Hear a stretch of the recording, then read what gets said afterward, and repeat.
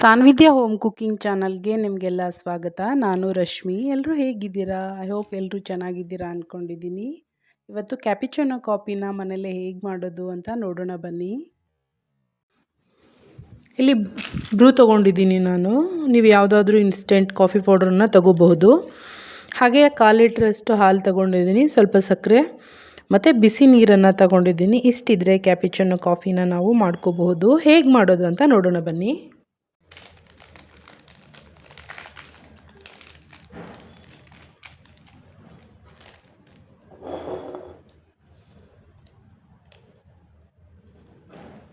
ಒಂದು 2 ಸ್ಪೂನ್ ಆಗುವಷ್ಟು ನಾನು ಕಾಫಿ ಪೌಡ್ರನ್ನ ಹಾಕೋತಾ ಇದ್ದೀನಿ.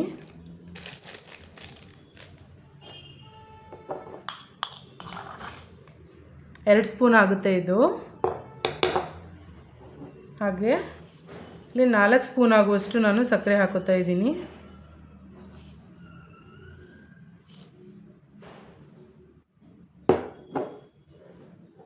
ಮೂರು ಸ್ಪೂನ್ ಆಗುವಷ್ಟು ಬಿಸಿ ನೀರನ್ನು ಹಾಕೋತಾ ಇದ್ದೀನಿ.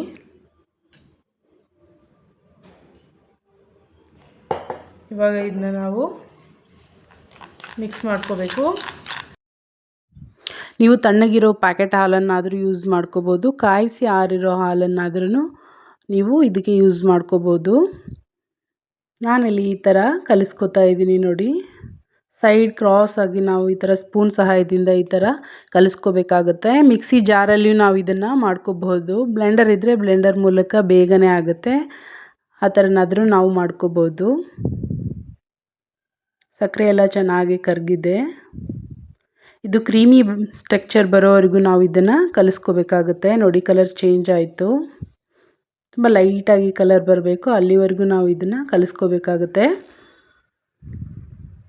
7ರಿಂದ 8 ನಿಮಿಷಗಳು ಕಾಲ ಬೇಕಾಗುತ್ತೆ ಈ ಥರ ಇದನ್ನು ಕಲಿಸ್ಲಿಕ್ಕೆ ನಾವು. ಆವಾಗ ಒಂದು ಕ್ರೀಮಿ ಸ್ಟ್ರಕ್ಚರ್ ಬರುತ್ತೆ ನಮಗೆ. ನಾವೇ ಮನೇಲಿ ಈಸಿಯಾಗಿ ಈ ಥರ ಕಾಫಿಯನ್ನು ಮಾಡ್ಕೊಂಡು ಕುಡಿಬಹುದು. ಹೊರಗಡೆ ಏನು ಸಿಗುತ್ತೆ ನಿಮಗೆ ಅದೇ ರುಚಿ ಮನೆಯಲ್ಲೂ ಸಿಗುತ್ತೆ, ಅಷ್ಟು ಚೆನ್ನಾಗಿರುತ್ತೆ.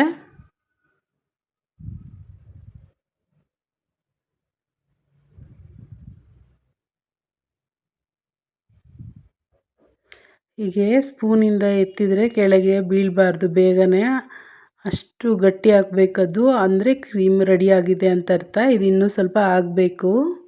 ಮತ್ತು ನಾನು ಕಲಿಸ್ಕೊತಾ ಇದ್ದೀನಿ ನೋಡಿ. ಕಲರ್ ಫುಲ್ ಚೇಂಜ್ ಆಗಿದೆ, ಆಮೇಲೆ ಗಟ್ಟಿಯಾಗಿದೆ. ಈ ಥರ ಆದರೆ ಕ್ರೀಮ್ ರೆಡಿಯಾಗಿದೆ ಅಂತ ಅರ್ಥ. ಕಾಫಿ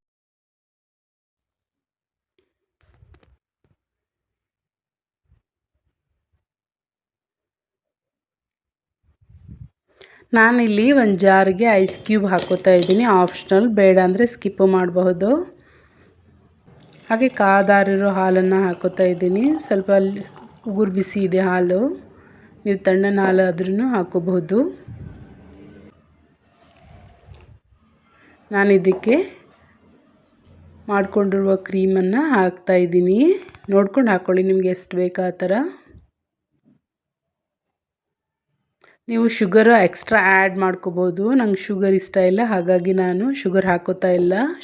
ಸ್ವಲ್ಪ ಸಿಹಿ ಬೇಕನ್ನೋರು ಸಕ್ಕರೆಯನ್ನು ಹಾಕ್ಕೊಂಬಿಟ್ಟು ನೀವು ಮಿಕ್ಸ್ ಮಾಡ್ಕೋಬೋದು. ಲಾಸ್ಟಲ್ಲಿ ಸ್ವಲ್ಪ ಅಲಂಕಾರ ಅಥವಾ ಗಾರ್ನಿಷ್ಗೆ ನಾನು ಕಾಫಿ ಪೌಡ್ರನ್ನ ಮೇಲೆ ಹಾಕ್ತಾ ಇದ್ದೀನಿ. ಎಕ್ಸ್ಟ್ರಾ ಏನಿದೆ ಅದನ್ನು ನಾನು ಒಂದು ಜಾರ್ಗೆ ಹಾಕೋತಾ ಇದ್ದೀನಿ. ಈ ಥರ ಗ್ಲಾಸ್ ಜಾರ್ಗೆ ಹಾಕ್ಕೊಂಡು 7 to 10 ಡೇಸ್ವರೆಗೂ ನಾವು ಇದನ್ನು ಎತ್ತಿಟ್ಕೋಬೋದು. ಸ್ಟೋರ್ ಮಾಡಿಕೊಂಡು ಬೇಕಂದವಾಗ ಈ ಥರ ಕಾಫಿನ ನಾವು ಕುಡಿಬಹುದು.